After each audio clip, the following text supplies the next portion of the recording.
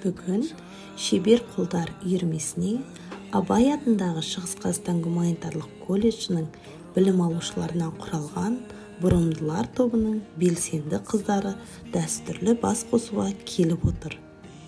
Үйірмеде білім алушылар өздері қызығатын өнер түрлерімен танысып қана қоймайды, сонымен қатар өздері де өнермен айланысып қызықты уақыт өткізеді. Үйірмеде қазақтың ұлттық өнерімен қоса басқа да өзге ұлттардың өнерімен танысады. Бүгінгі танысатын өнер түрі батик өнері. Батик өнері ең алғаш рет Индонезиядағы Ява аралдарынан басталған өнер. Бұл матаны ерекше әшекейлеу болып табылады.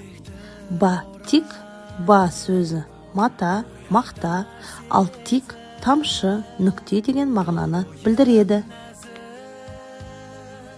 Батик өнері жасалу ерекшелігіне байланысты 4 түрге бөлінеді.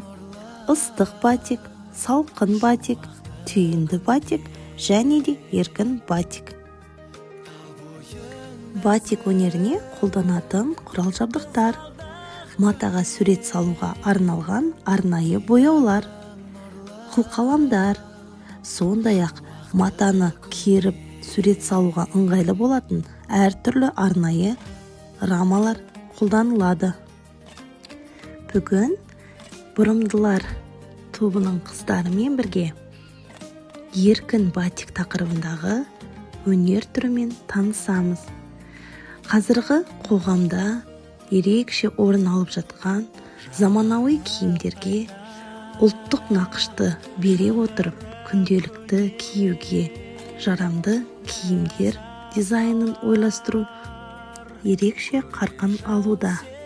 Бүгін біз үйірме жұмысында қара кеңсе костюмын алып, осы костюмды ұлттық нақыштағы ою өрнектермен безендіріп, кеңсе костюмына ерекше дизайн жасадық.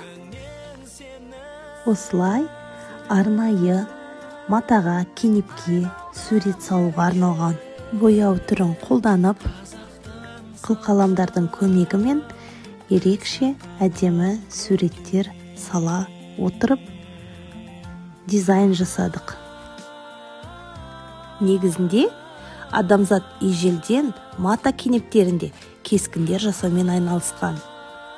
Бояғыш материалдарды матаға қолданудың әртүрлі әдістері Сумерде белгілі болды және Жапония мен Перуде қолданылды. Шри-Ланкада және Африка материгінің кейбір бөліктерінде матаны бояу техникасына ерекше көңіл бөлінді. Бүгін шебер қолдар үйірмесінде бұрымды қыздармен өнер жайлы әңгімелесіп және де батик өнерін таныстырып, батик өнерінің еркін түрімен кеңсе костюмын ұлттық нақышта безендіріп, батик әдісінің жасалу жолдарымен таныстық.